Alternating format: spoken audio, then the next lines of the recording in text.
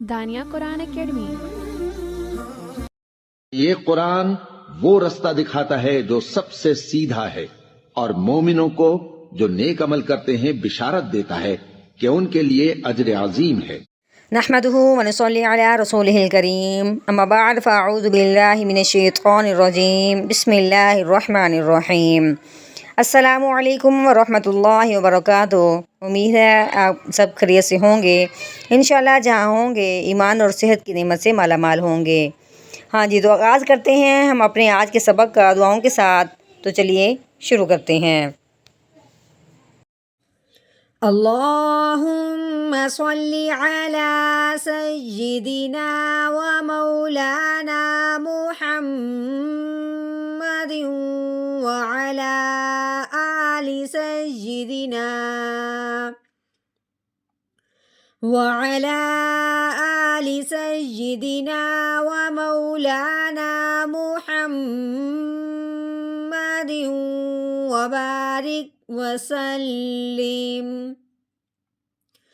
رب اشرح لی صدری ویسر لی امری واحلل عقدۃ من لسانی یفقہوا قولی۔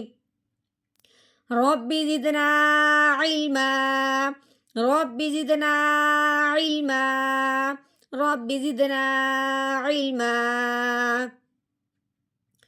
اعوذ باللہ من الشیطان الرجیم، بسم اللہ الرحمن الرحیم۔ ان هو الا ذکر للعالمین۔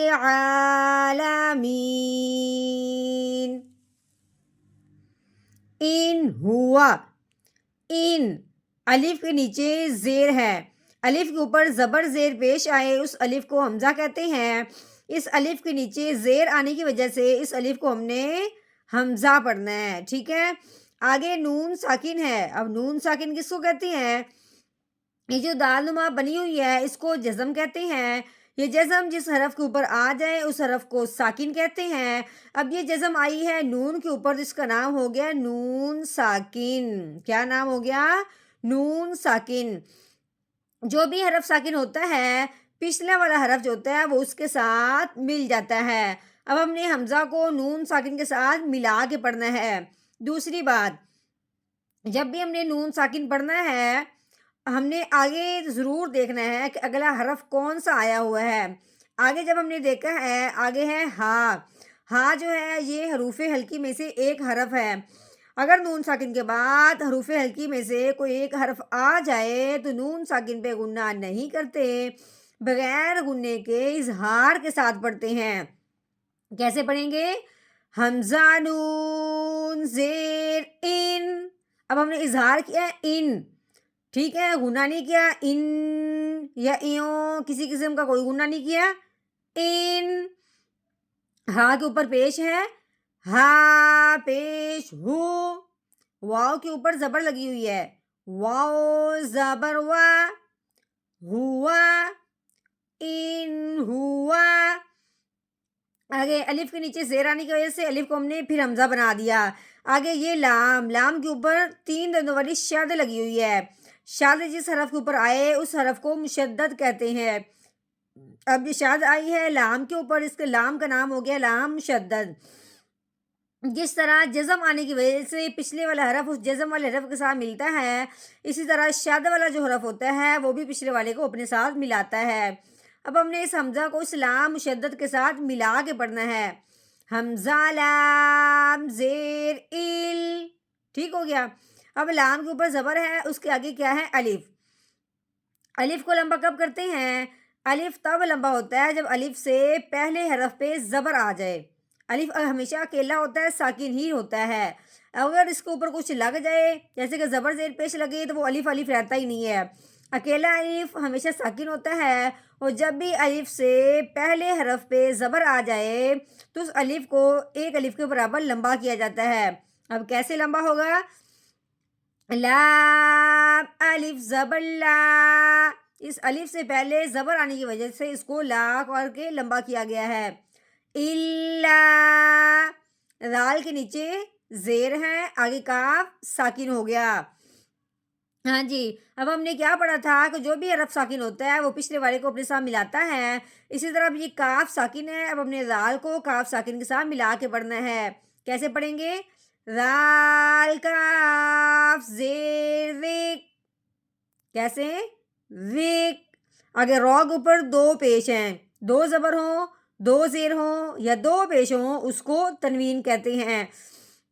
اب رو کے اوپر کیا آ گئی ہے؟ تنوین، لیکن یہ جو رو ہے یہ آگے لام شدت کے ساتھ ملے گا، جس کے اوپر یہ تین دندوں والی شاد لگی ہوئی ہے۔ اب ہم نے کیسے پڑھنا ہے؟ رو لام دو پیش رول، وک رول۔ ہاں جی، آگے ہم نے کیسے پڑھنا ہے؟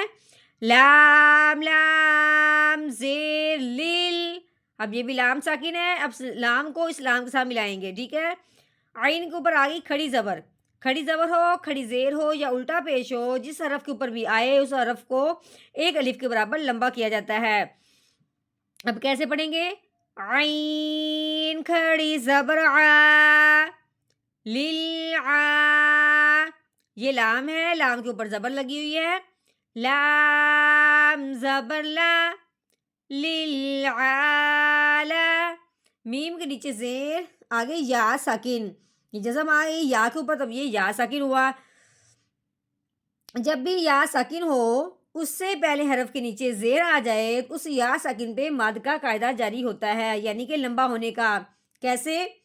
میم یا زیر می، للعالمین، نون کے اوپر زبر ہے، نون زبر نا، للعالمین۔ اب آگے یہ گول دائرہ ہے، اس کو وقف بھی کہتے ہیں۔